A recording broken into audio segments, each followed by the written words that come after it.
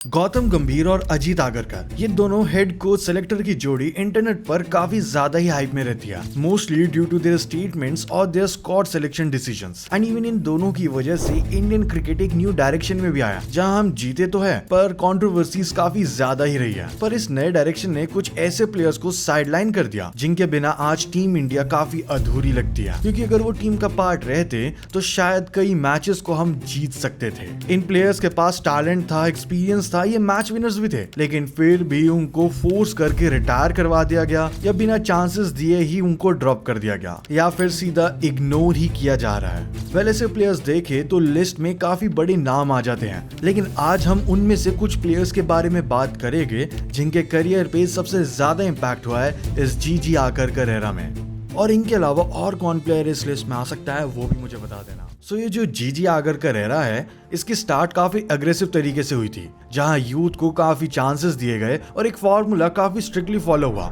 Of no emotional attachments, जिस वजह से टीम में काफी ज्यादा चेंजेस हुए और कुछ लोगों को मौके नहीं मिले। लेकिन फिर भी टीम में सब सॉलिड लगता रहा, पर इवेंचुअली ग्राउंड रियलिटी कुछ और ही बन गई। हम 2026 में T20 वर्ल्ड कप तो जीते, लेकिन उससे पहले कभी संजू को ओपनर बना दिया तो कभी गिल को वापस टीम में ले आए। एक सीरीज में किसी को 3 चांसेस मिले, दूसरी सीरीज में उसको ड्रॉप ही कर दिया।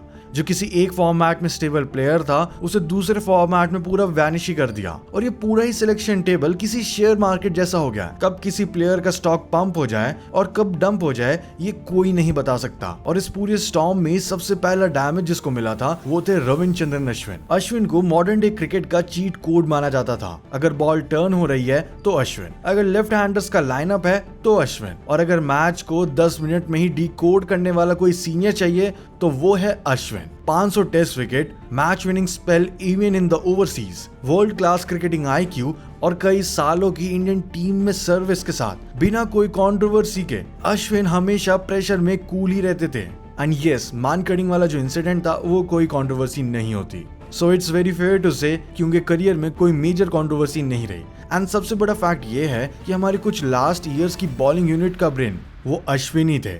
पर जीजी एरा में उनके साथ एक अजीब ही साइलेंस थी, ना कोई क्लैरिटी थी, ना कोई कम्युनिकेशन था उनसे रिलेटेड। एक टाइम पर लगा कि मैनेजमेंट को अश्विन पसंद ही नहीं आ रहे हैं, जिस वजह से वो टीम में उनको रखना ही नहीं चाहते। उन्हें बीजी टीम में काफी इग्नोर किया गया। इवन प्लेइंग 11 में रैंडम कभी उनको टीम में लाया जा रहा था, कभी बाहर, और फिर फाइनली उनका रिटायरमेंट आ ही गया। अश्विन ने खुद बोला कि उनको फील हुआ कि ये जगह उनके लिए बच नहीं रही है। एंड ऑनेस्टली ये लाइन सुनकर फैंस को सब क्लियर हो गया कि ये बंदा फोर्स्ड एग्जिट फील कर रहा था। And no doubt he was really a legend for Indian team and whole cricket. And एक लेजेंड को प्रॉपर फेयरवेल ना मिलना, इससे बुरा क्या हो सकता है। हम सबको पता है कि वो एक प्रॉपर फेयरवेल डिजर्व करते थे, जहां क्राउड को पता होता, उन्हें गार्ड ऑफ ऑनर देते और एक इमोशनल गुड बाय भी बिल्ड करते। And may be out of respect उनके कॉन्ट्रीब्यूशंस के लिए उनको रोक सकते थे, लाइक एक गेम इंडिया में खेलकर रिटायर हो जाना, जैसे कि mostly British and Aussies players करते हैं, जैसे कि एंडरसन, ख्वाजा, ब्रॉड, वार्नर के फेयरवेल से। Because that's how you give even a goodbye to someone who contributed for more than a decade. And यहाँ पर मेन पॉइंट उनके रिटायरमेंट का है भी नहीं, because you already know that Ashwin was still performing and he was being forced to bench while he could have still helped the team a lot. पर यही सब कुछ फेड आउट हो गया। एंड सबसे पेनफुल बात यह है, आज जब हमारी टेस्ट बॉलिंग फ्लैट हो जाती है तो हर फैन के दिमाग में सिर्फ एक ही नाम घूमता है और एक ही लाइन आती है कि अश्विन होता तो ये मैच हम हारते ही नहीं। और ऐसे हमारे अश्विन अन्ना को फोर्स्ड रिटायरमेंट मिली। We really miss you Ashwin Anna. पर ये तो कुछ भी नहीं है, क्योंकि जो लास्ट वाला प्लेयर है उसके साथ तो जीजी और आगरकर ने इतना बुरा किया कि लोग अब भी इन्हें गाली देने नहीं रुकते। अगला नाम आता है कैप्टन अजिंक्य रहाणे का। एंड रहाणे की स्टोरी कुछ अलग ही लेवल की है। ये बंदा ओवरसीज में हमारा मोस्ट रिलायबल बैट्समैन था। गाबा जैसे आइकॉनिक मोमेंट में उन्होंने टीम को लीड किया था। जब फॉर्म में डिप आया तो उन्होंने कमबैक भी किया और WTC 2023 में सॉलिड नॉक्स भी दिए। ऑल्सो टीम को विन नहीं मिली, but he was the lone warrior in batting against the Aussies. पर जीजी आगरकर एरा के टाइमिंग ने पूरे गेम को ही पलट दिया और उनके करियर को भी। जब 2024 में इंडिया की मिडिल ऑर्डर वापस टूट रही थी, जब न्यूजीलैंड के अगेंस्ट हम कोलैप्सेस देख रहे थे और जब बीजीटी में हर मैच में स्कोर 30 for 3 के अराउंड हो रहा था, ये एक परफेक्ट मोमेंट था एक काम स्टेबलाइजर को स्क्वाड में लाने का, पर रहाणे जैसे एक्सपीरियंस प्लेयर को एक भी बार कंसीडर नहीं किया गया। एंड यहाँ पर सवाल ये भी है कि क्या इन प्लेयर्स को फेवरेटिज्म की वजह से निकाला गया, जिस वजह से ये कोच और सेलेक्टर साहब साथ मिलकर अपने फेवरेट प्लेयर्स को टीम में पार्ट दिलवा पाए? इसका जवाब तो सिर्फ आप ही दे सकते हो, और वो भी कमेंट में। मिडिल ऑर्डर का प्रॉब्लम हर सीरीज में दिख रहा था, पर मैनेजमेंट ने उसको फिक्स करने का कोई स्टेप ही नहीं लिया एंड ये प्रॉब्लम कंटिन्यू होती रही। रहाणे जैसा बंदा जो कि प्रेशर को पूरा एब्जॉर्ब कर लेता था, उसको पूरी तरीके से इग्नोर कर दिया गया। और ऐसा नहीं था कि रहाणे रन्स नहीं बना रहे थे, he was proving himself again and again in the domestic circuit where he scored a double century and hundreds and fifties many times. यहाँ तक कि मुंबई के साथ एज अ कैप्टन उन्होंने रणजी ट्रॉफी भी जीती 2023-24 में। Yes, of course that was a part of Rahul Dravid era, but फिर 2024-25 की रणजी में भी वो टीम को सेमीफाइनल्स तक लेके गए थे। In short, Rahane deserve at least 2 और 3 चांसेस इन बिटवीन, जिससे वो खुद को प्रूव कर पाए। एटलीस्ट एक सीरीज जहां वो दिखा पाते that he still had it. But जीजी एरा का पैटर्न काफी सिंपल था, यूथ को अनलिमिटेड ट्रायल ऑफर्स दो, जिससे वो चाहे खेले या बेकार खेले उससे फर्क नहीं पड़ता, पर उनको ही ट्राई करो, और जो सीनियर प्लेयर्स हैं उनको साइलेंटली टीम से निकाल दो, एज इफ कोई उनके साथ पास्ट की दुश्मनी हो, और क्या पता हो भी। एंड इस पूरी ही उनकी माइंडसेट वाली चीज का प्राइस इंडिया ने पिच पर पे किया, जब जीते जाने वाले मैचेस में हम व्हाइट वॉश हुए, हम अपनी धरती पर हारे।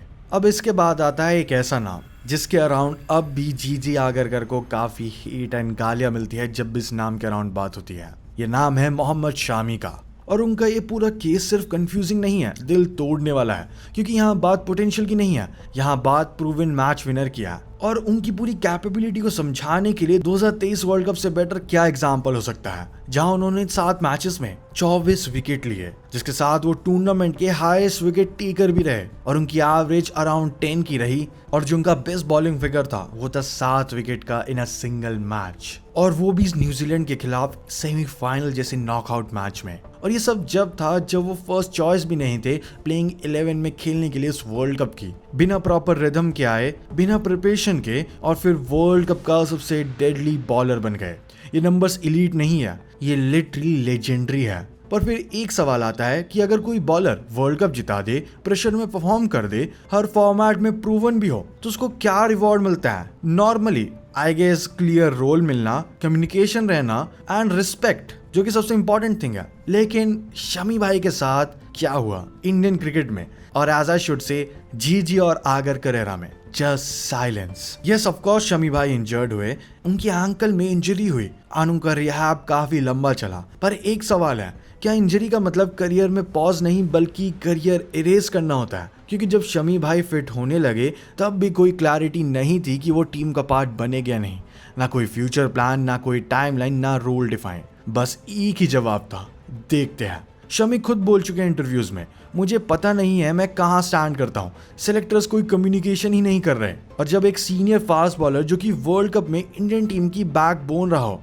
ये चीज बोले, तो प्रॉब्लम फिटनेस नहीं होती, प्रॉब्लम सिस्टम की होती है। एंड इवन रिसेंट टाइम में जब मैं इस वीडियो को रिकॉर्ड कर रहा हूँ 2026 जून में, तो शमी भाई ने डोमेस्टिक क्रिकेट में खुद को काफी प्रूव किया है एंड इवन आईपीएल में भी अच्छा परफॉर्म किया। लेकिन फिर भी ना ओडीआई में उन्हें सेलेक्ट करने की बात हो रही है, ना टेस्ट फॉर्मेट में, और ना ही T20I में, जहां आज के टाइम में इंडियन टीम के पास एक्सपीरियंस की कमी है, डेथ बॉलिंग बहुत ज्यादा इनकंसिस्टेंट लगती है, और बॉलर्स में प्रेशर हैंडलिंग इशू होते हैं। वहां पर कोई शमी भाई को कंसिडर कर ही नहीं रहा है सिलेक्शन कमेटी में से। एंड सबसे बड़ी वियर्ड बात पता है क्या है? कि इन चीजों का सोल्यूशन बेंच पे दिख भी नहीं रहा है, बट वो डोमेस्टिक में लगातार विकेट्स लिए जा रहे हैं, एंड ये पता लगता है कि वो कुछ ना कुछ कर ही देंगे।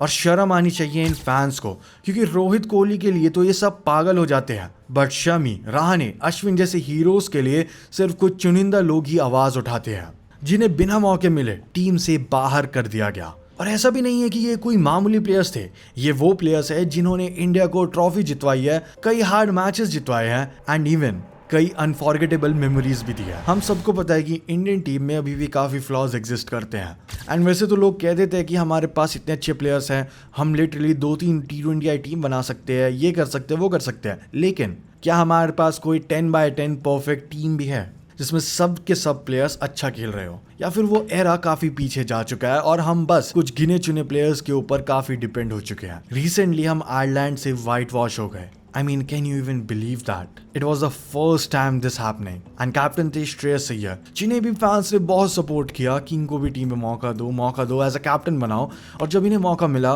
तो वो थोड़ा फेल हो गए। और इन सब चीजों के अलावा भी जीजी आगरकर पे फेवरेटिज्म के काफी आरोप लगे हैं कि वो बस अपने फेवरेट प्लेयर्स को खिलाने के लिए टीम के अच्छे प्लेयर्स को निकाल देते हैं। वेल, ये थी कहानी इन 3 प्लेयर्स की जिनका करियर सबसे ज्यादा हिट हुआ जीजी आगरकर एरा में, जहां वो सीधा हिट होके टीम से बाहर ही हो गए। अश्विन को एक प्रॉपर फेयरवेल नहीं मिला, रहाणे को एक भी चांस नहीं दिया गया, जबकि इंडियन टीम के मिडिल ऑर्डर में काफी इश्यूज चल रहे थे, और मोहम्मद शामी जैसे एक्सपीरियंस्ड एंड टैलेंटेड पेसर को टीम से बाहर ही कर दिया गया बिना किसी रीजन के। आपके हिसाब से इन तीनों में से किसके साथ अनफेयर हुआ, कमेंट में मुझे जरूर बताना। Well, that's it for this video. अगर आपको बेसबॉल के एंड के ऊपर वीडियो देखना है तो यहाँ पर क्लिक करो। अगर आपको शिखर धवन के ऊपर वीडियो देखना है तो यहाँ पर क्लिक करो। Thanks for watching, see you in the next one.